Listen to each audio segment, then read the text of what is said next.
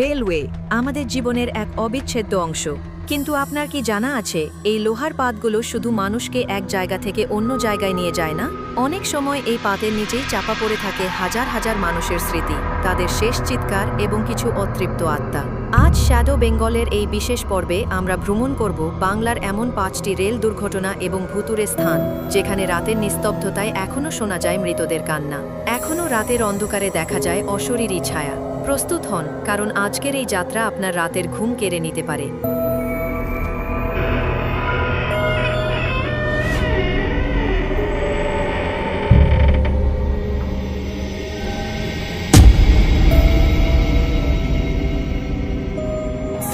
জানুয়ারি 2022।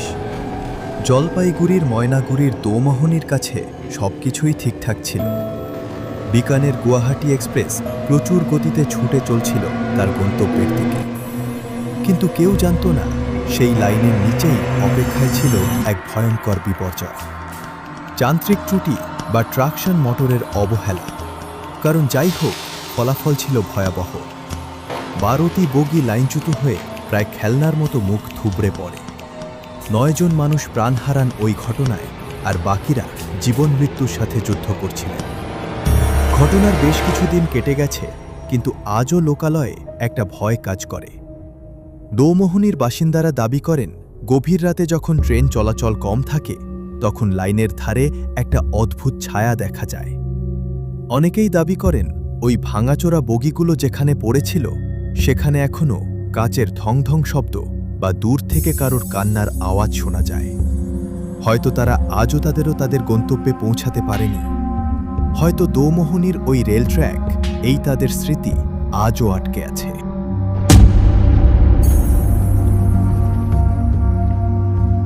পুরুলিয়ার বেগুনকোদর শুধু বাংলা নয়, পুরো ভারতের মধ্যে এক নামে চেনা হন্টেড স্টেশন। 1960-এর দশকে এখানকার স্টেশন মাস্টার এবং তার স্ত্রীর আকস্মিক মৃত্যু পুরো এলাকাকে নাড়িয়ে দিয়েছিল। তাদের মৃতদেহ পাওয়া গিয়েছিল কাছের একটি কুয়োতে। তারপর থেকে শুরু হয় আসল রহস্য। রাতের বেলা রেলওয়ে ট্র্যাকে একজন মহিলাকে সাদা শাড়ি পরে দৌড়াতে দেখা যেত। যতই ট্রেনের গতি বাড়ানো হতো, সেই মহিলাও নাকি ততই জোরে দৌড়াতে থাকত। এই ভয়ে প্রায় 42 বছর এই স্টেশনটি বন্ধ ছিল। কেউ সাহস করেনি সেখানে রাতের বেলা থাকার। 2009 সালে স্টেশনটি আবার খুললেও এখনও কোনো রেলকর্মী রাতে সেখানে থাকতে চান না।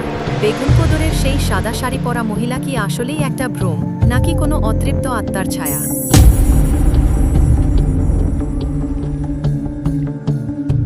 কলকাতা মেট্রো শহরের লাইফলাইন, কিন্তু এই লাইফলাইনের নিচেই লুকিয়ে আছে অন্ধকার। রবীন্দ্র সরোবর মেট্রো স্টেশনকে অনেকে প্যারাডাইজ অফ সুইসাইডস বলেন। কলকাতায় যত মেট্রো সুইসাইড হয় তার প্রায় 80% ঘটনাই ঘটে এই একটি স্টেশনে। কিন্তু কেন? শোনা যায় এখানকার টানেলের ভেতরে একটা অদ্ভুত তরবল বা ফোর্স আছে, যা মানুষকে লাইনের দিকে টেনে নেয়। মোটরম্যান বা মেট্রো ড্রাইভাররা দাবি করেন, রাতের শেষ ট্রেন যখন টানেল দিয়ে ঢোকে তখন ট্র্যাকের ওপর ঝাপসা কিছু আকৃতি দেখা যায়, কিন্তু ট্রেন কাছে গেলেই সেটা হাওয়ায় মিশিয়ে যায়। প্ল্যাটফর্মে দাঁড়িয়ে থাকা যাত্রীরা অনেক সময় নিস্তব্ধ ছায়া দেখেন যারা লাইনের দিকে ঝাঁপ দিচ্ছে, কিন্তু নিচে তাকালে কিছুই পাওয়া যায় না। রবীন্দ্র সরোবরের টানেলের সেই অন্ধকার কি এখনো কোনো নতুন শিকারের অপেক্ষায় থাকে?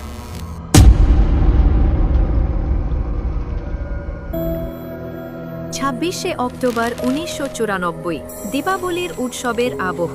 হাওড়া মুম্বাই মেল ছুটে চলছিল চক্রধরপুরের লোটা পাহাড় দিয়ে। হঠাৎই রাতের অন্ধকার চিরে আগুন জ্বলে ওঠে S5 স্লিপার কোচে। প্রচুর ভিড় ছিল ট্রেনে, লোকজন ঘরে ফিরছিলেন, কিন্তু সেই আগুন হাজার হাজার মানুষের স্বপ্ন পুড়ে ছাই করে দিয়েছিল। সরকারিভাবে 27 জন মারা গেলেও বেসরকারিভাবে সংখ্যাটা ছিল 100-র ওপর।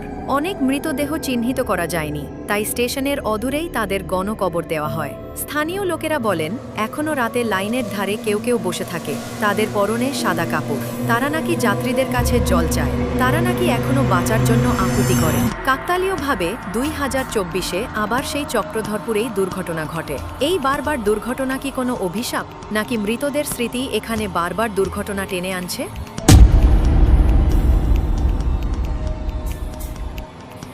শেষে আসা যাক 2000 সালের 28শে মে পশ্চিম মেদিনীপুরের সরদিহা এবং ক্ষেমাশুলির মাঝে ঘটে যাওয়া সেই ভয়ঙ্কর জ্ঞানেশ্বরী এক্সপ্রেস দুর্ঘটনা। মাওবাদী নাশকতার ফলে লাইন উপড়ে ফেলা হয়েছিল। 148 জন মানুষ প্রাণ হারান ওই ঘটনায়। একটি মালগাড়ি এসে দুমড়ে মুচড়ে দিয়েছিল ট্রেনটিকে। আজও সেই জঙ্গলমহলের নিস্তব্ধ রেল লাইনের ধারে রাতের বেলা কেউ যেতে চায় না। রেলকর্মীরা দাবি করেন, গভীর রাতে সেখানে কান্না আর আর্তনাদের শব্দ শোনা যায়। কেউ নাকি তাতে ডাকে, কেউ নাকি বাঁচাতে বলে। 148টি প্রাণের শেষ চিৎকার হয়তো এখনও সেই জঙ্গলের বাতাসে ভেসে বেড়ায়।